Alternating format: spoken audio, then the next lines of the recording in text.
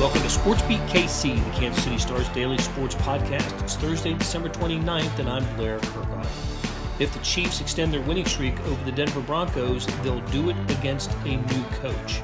Jerry Rosburg will be on the sideline for Sunday's noon kickoff at Arrowhead. The former special teams coach for the Ravens and other teams joined Denver this season as a game management assistant. Now he's the interim coach as the Broncos try to figure things out. That's not the only change in the AFC West. Derek Carr is no longer the Raiders quarterback. They're going with Jarrett Stidham. The Chiefs finish at Las Vegas the following week. We discuss these topics and more on today's SportsBeat KC with star columnists Sam McDowell and Vahe Gregorian and beat writers Jesse Newell and Herbie Teope. The show started as a SportsBeat Live broadcast. It was great having all four in today. Okay, let's get started. Hey, welcome to SportsBeat Live, our weekly conversation about the Kansas City Chiefs with the folks in the media who know them best and with you. Please join in the conversation and talk Chiefs with us from sunny and breezy Kansas City, which is much better than sub-freezing Kansas City, which is what we've had for most of the last week or so. Full house, in the rare full house here for SportsBeat Live. I'm digging it. And what's especially warms my heart is to see Vahe, who was caught up in the Southwest Airlines malaise over the last week or so. Vahe, good to see you. Welcome back.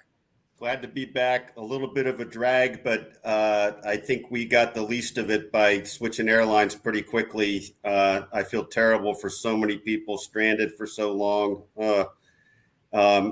And of course, now we all have to look at how we do our future planning a little bit. Yeah. You remember our old friend Therese Paler and I would, and you and others would play, Hate Your Airport. And I think we need to amend that a little bit to, Rip Your Airline. That was that whole sequence, that whole segment was where we rip your airport, and we don't need to go into how Atlanta, Phoenix, and all those places are so terrible. But we got a new one coming here. This is the start of a new day in every way. No doubt about it. We were Kansas City not doing a great job keeping up with the final months of its airport, but hopefully we get the new one, nice and shiny new one in March, and people will forget about these last few months of KCI. But anyway, hey, we got a lot to talk about with the Chiefs. Herbie's got to bounce early, so I'm going to put it right to him. Herbie, K-State, Alabama, Saturday morning, 11 a.m. What's going to happen? E-Mall, baby. I've been wearing purple since yesterday. You know what? This game can go either way, but I think K-State's going to win it simply because I believe. Right? I believe. What do you tip? And unlike KU, when the game is on the line, I'm going to use the old Coach Jimmy McGinty line from The Replacements. Winners want the ball in their hand, so he's not going to take the ball out of his playmakers' hands. Well, I'm really looking forward to it. This is, first time meeting between K-State and Alabama. How much fun is this going to be? 11 a.m. on Saturday in the Sugar Bowl. So much fun. And listen, I know I keep saying it. Got a lot of Chiefs to talk about, but what a great week this has been for area college sports. Sam and I were at the Missouri-Kentucky basketball game last night. Never a contest. Missouri just blew out the Wildcats. And I know Jesse Newell was a very interested observer of the Liberty Bowl last night between KU and Arkansas. You don't see games like that too often, do you, Jesse? No, I was thinking back as the game was going on. I was like, if KU wins this in like 5 overtimes, it might be one of the games of the year. But then I did forget that this year also gave us the Bills-Chiefs AFC Championship game, that's fine, the AFC Championship game, the divisional round game with the do-it-Kels. So there's been some good games there, the World Cup final. So maybe there would have been some competition for an ESPY, but pretty good first world problems for KU football to have to, not win a bowl game in overtime or triple overtime. So that seems like that program is in the right spot or heading the right direction. Yeah, I don't know what was more amazing, the comeback that Kansas made or just the awful turnovers and the stuff that got them down 35-13 in the second half. But anyway, All right, look, like I said, Herbie's got to go. So let's get the update, Herbie, on Mecole Hardman. Is this the week we finally see Mecole Hardman on the field? Well, if you believe Andy Reid, it's certainly trending that way. Yesterday or Wednesday, Andy Reid said, barring a setback, and I'm paraphrasing here, his expectation is that Mecole Hardman will make his return from injured reserve in time for Sunday's game against the Denver Broncos. Hardman's 21-day window expires next week. So this is actually like their last week to actually look at him in practice and make that determination if he's ready to go. He dealt with an abdominal issue. He's lost weight. Andy Reid over the last 2 weeks has said he's put the weight back on. And so they're encouraged by his progress. If he does make his return, this is going to be the first time that the Chiefs have been full strength at the wide receiver position in more than a month. You remember Juju Smith-Schuster dealt with a concussion, missed a couple of games. Kadarius Toney dealt with the hamstring injury. So they've been down to 4 over the last month, but then Toney returned a couple of weeks ago. Now you get Mecole Hardman hopefully back this week, and that sets up well because obviously the postseason is a matter of weeks away. So Mecole Hardman trending in the right direction, barring a setback, should make his return this weekend. Blair, one thing that's interesting about Mecole Hardman, and Jesse and I were trying to go through the math yesterday, is Herbie just mentioned it. The Chiefs have not had all 6 of these guys available. And you don't dress 6 wide receivers typically on game day. And so we're trying to figure out what that means for who. Whether it's – Justin Watson plays a lot. I think that's who some people might point to and say, oh, well, Justin Watson maybe doesn't dress on Sunday. He plays 70% of the snaps the past couple of weeks. We know Juju Smith-Schuster is going to play. We would certainly assume that their highest paid guy, Marquez Valdez-Scantling, is going to play. Mecole Hardman's healthy. You'd like to see him in action before the playoffs start.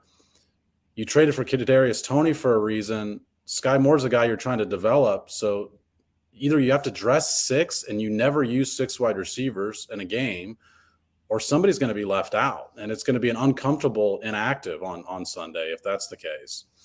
Real quick correction, Sam. I went back and double-checked myself. I'm glad I did for the story. But the Chiefs had one game with all 6 of those guys. It was the Tennessee Titans. It was Kadarius Toney's first week. So I think he had like 9 snaps. So, again, this is a different equation than it was. You're right, Jesse. Was that the game that Fortson maybe was hurt, so they had an extra spot for – I think that was exactly it, yeah. So there is going to be an uncomfortable roster situation here. But, yeah, there was one game where they did dress all 6 of those guys. But, again, I think Kadarius Toney's role at that point was – hey, is he going to get in 5 snaps, 10 snaps, that sort of thing? So very limited.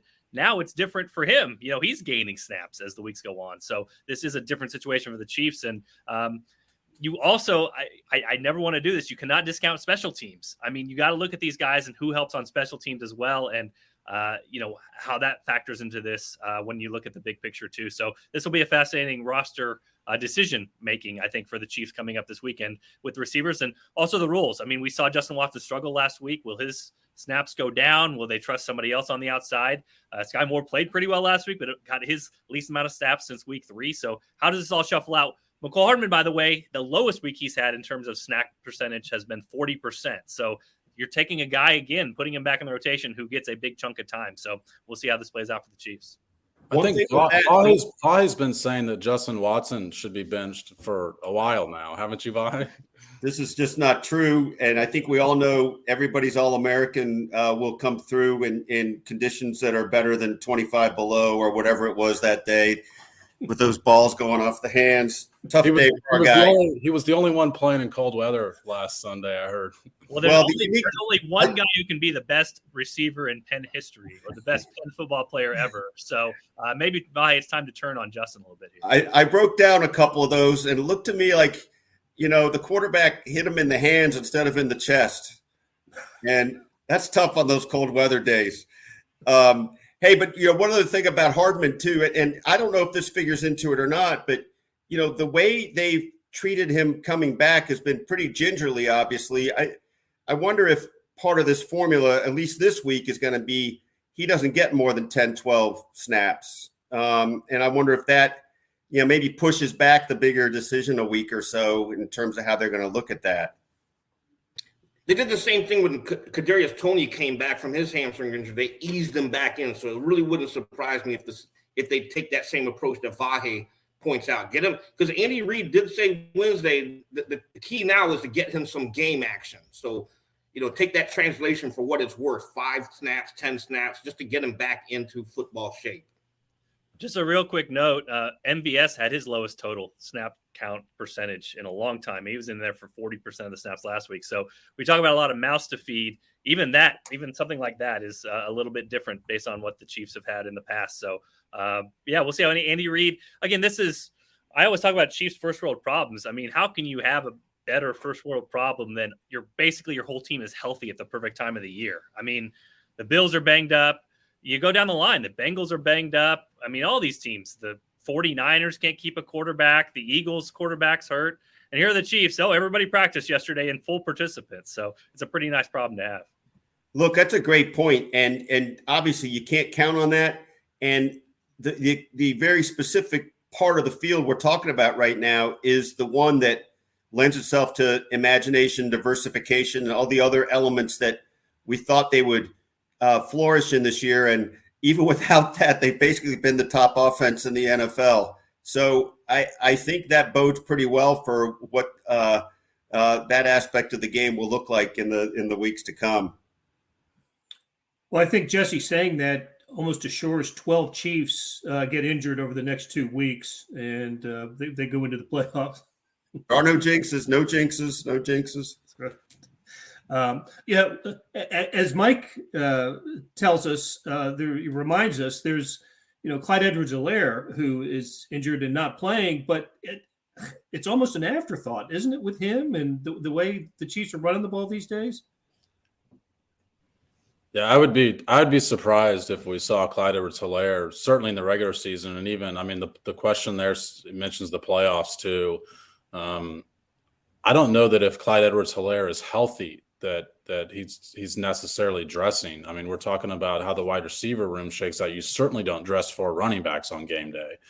And I mean, Isaiah Pacheco and Jerick McKinnon are solidified in their roles. The Chiefs running game has not looked better since they moved Pacheco to a starter. And I think McKinnon's workload is going to increase in the playoffs. There's some signs of that based on when the Chiefs get in tight situations in the fourth quarter that you see a lot of Jerick McKinnon.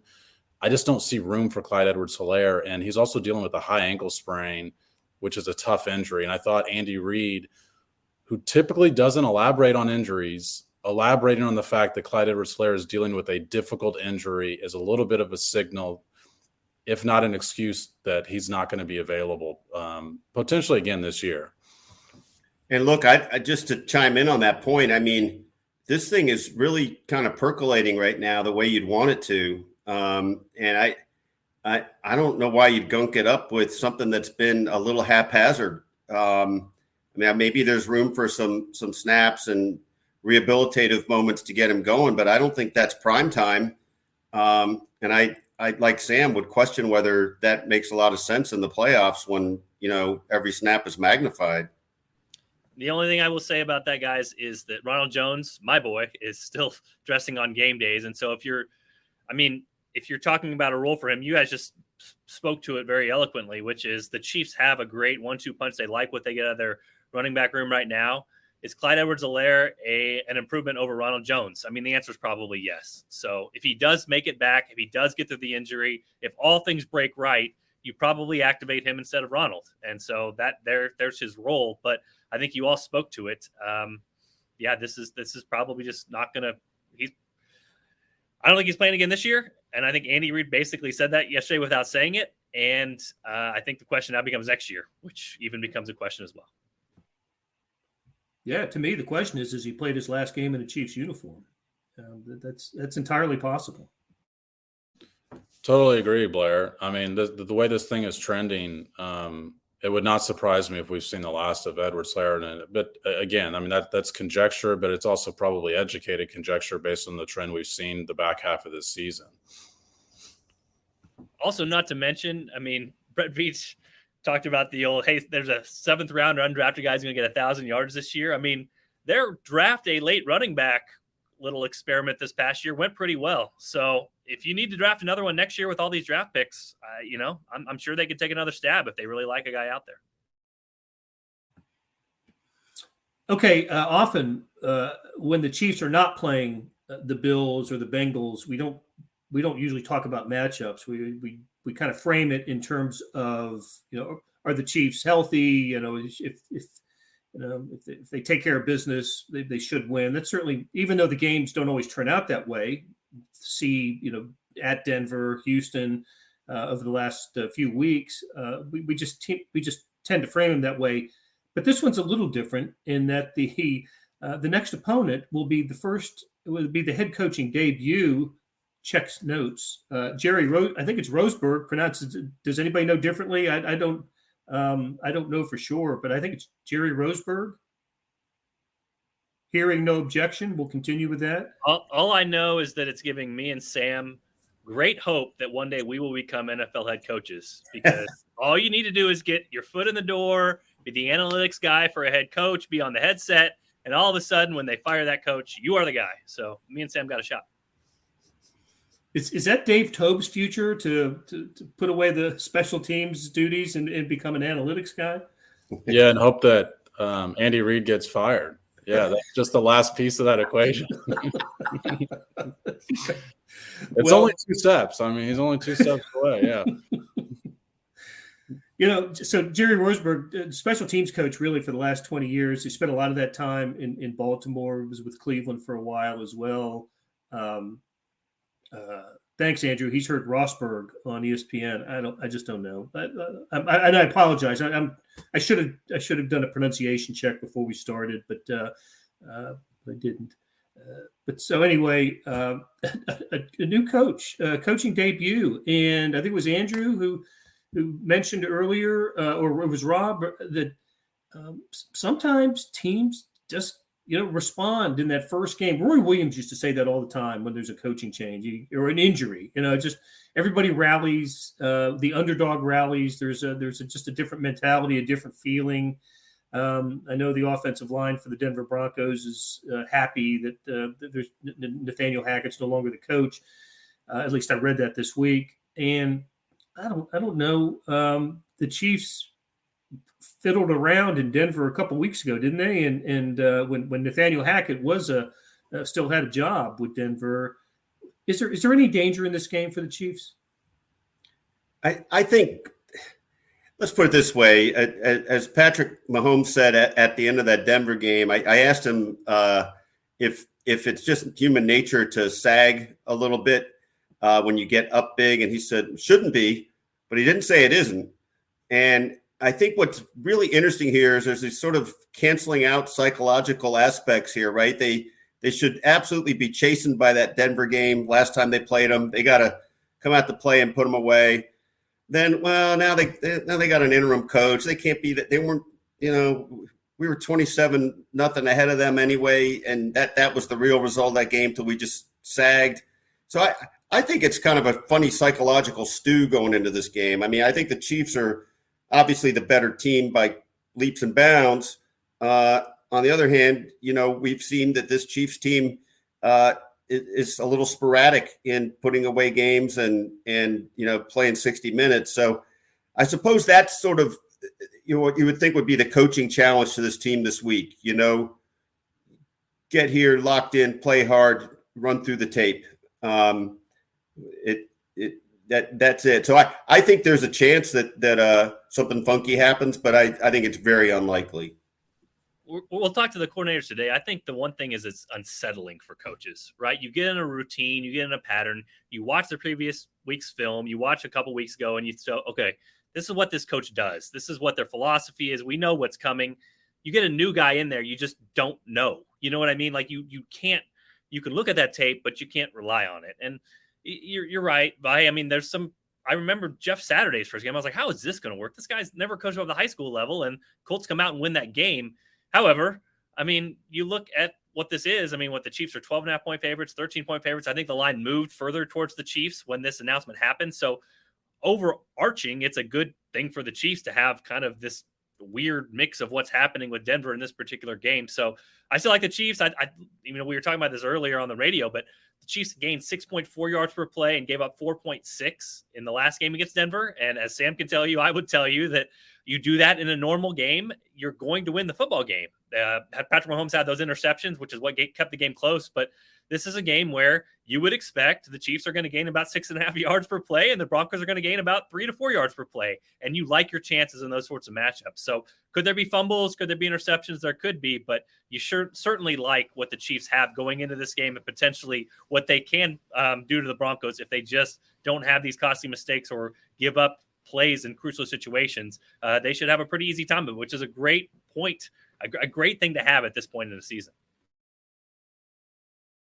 Well, does anybody, Sam, have an opinion on Russell Wilson and the predicament that the Denver Broncos find themselves in with him? And is there a chance that he plays a little more free-minded this week? That's a Bill Self term. They play free-minded.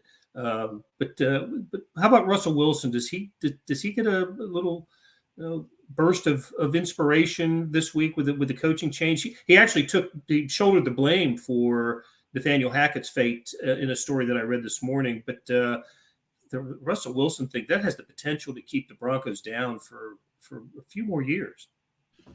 Yeah, I mean, the Broncos got rid of their head coach, who was a problem from opening night, but they did not get rid of their biggest problem. And it's going to be a problem on their books for at least 3 years. I mean, you could potentially get out of it earlier after 2 years, but you're going to be dealing with the aftermath of releasing him.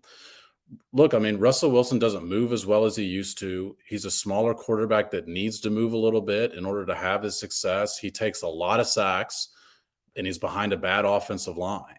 I mean, it's the Broncos have so many problems that stretch beyond what seemed like sealed fate. I have never so quickly thought a coach's fate would be sealed as I did on opening night, watching the way Nathaniel Hackett mismanaged the last minute and a half of their game in Seattle. And I think an instance like that loses the locker room pretty quickly. But I think we've seen other instances in Denver throughout the season and that demonstrates that Russell Wilson has perhaps never had that locker room. And I mean, we know how different that is when you compare it to here in Kansas City, to where there is no doubt that Patrick Mahomes is the most widely respected guy in the Chiefs locker room. And it has to work that way in this sport. I mean, basketball, soccer, hockey, baseball, like the leaders are spread throughout the clubhouse. And the NFL, it always works best when your quarterback is the go-to guy in that situation. I just don't think Russell Wilson necessarily has that personality. It's interesting that Russell Wilson took the blame for this. The Chiefs are a little bit to blame for this. I mean, the Broncos are in this situation because they were chasing the Chiefs. They haven't beaten the Chiefs. And what's the streak now? 12 straight? 14. 14 straight. And therefore, I think that the Broncos, I mean, they brought in Nathaniel Hackett. It seemed like all of their plans signaled that they were hoping for Aaron Rodgers. They bring in a lot of Green Bay personnel. They build their team as if it's going to be, the parts are going to be around this core of Aaron Rodgers. That doesn't work out. They go for next best option with Russell Wilson. And now they're kind of stuck. And it's all, like I said, because they're chasing the Chiefs, and they felt like they had to do something to go get over that hurdle. And I don't think that's a very attractive job, is what's interesting, because the Broncos could be in it. They could be dealing with it for the next handful of years, not just the next year. That's a great point about this whole thing. I mean, it's now a quagmire in a totally different way. And to use another Bill Selfism, Russ turns out to be a little bit of fool's gold. And this has long-term implications that, I mean, changing one coach can't solve. And that's I love that point, Sam, about, I mean, really it's the overreach because of the Chiefs, right? I mean, we got to do something radical. Oh, this is it. And oops. Two people have brought up Bill Self-isms on here, and one of them is not the guy who actually covered KU for a decade. You got more in your repertoire, Jesse. I'm sure you can unleash something. we'll save the impression for a rainy day. Good deal. Well, speaking of AFC West teams that have been chasing the Chiefs and have made big moves this week, the Oak Vegas Raiders also fall into that category with the whatever it was announcement that Derek Carr would not be the starting quarterback over the next 2 weeks. And this is, of course, the team that the Chiefs play in the final weekend of the season out in Vegas. So, Vahe, I think you and I were on the field for maybe Derek Carr's greatest moment at Oakland Alameda Coliseum or OCO or whatever it was at the time when, given about 15 opportunities to score from the two, he finally completed a pass. I forgot who it was. Was it to Crabtree? I can't remember who it was. But anyway, provided the winning points in the Raiders with no time left, and the Raiders' victory beat the Chiefs that night in Oakland. So that was something else. And I think it was at least 3 PIs or holdings in a row. That was the peak for him, probably. He beats Chiefs in Arrowhead, right? A couple of years ago. Yeah. That's right. We can't forget the victory lap game. Yeah. The victory lap bus and the bus game.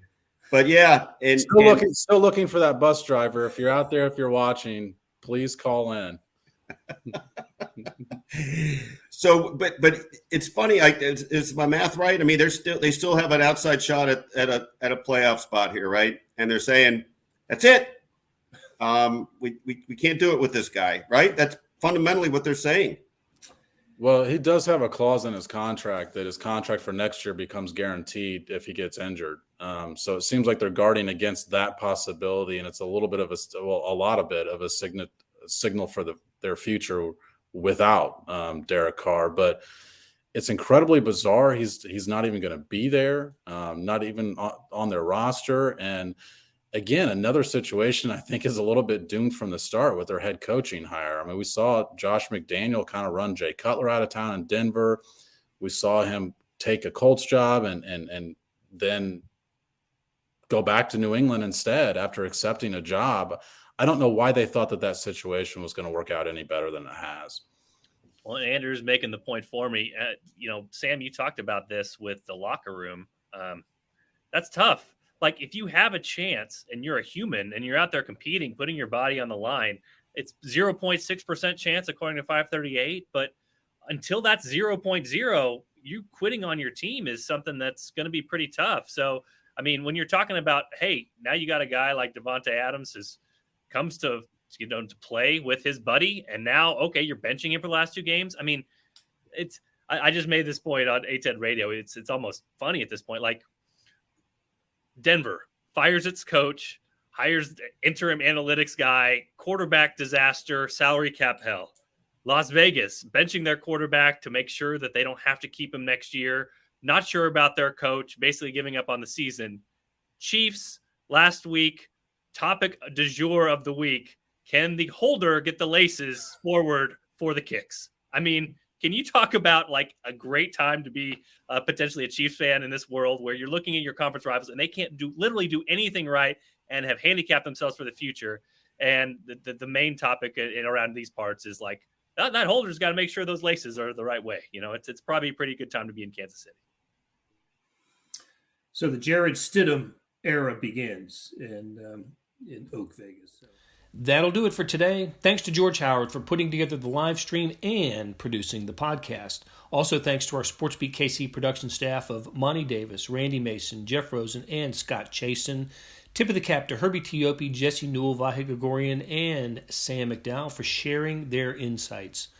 Morning Sports Edition is where you want to go for your coverage of Missouri's victory over Kentucky in basketball, Kansas Liberty Bowl loss to Arkansas, and so many other sports events on Wednesday. Go to liveedition.kansascity.com for more information. Thanks for listening, and we'll be back soon with another SportsBeat KC, where we talk sports in Kansas City every day.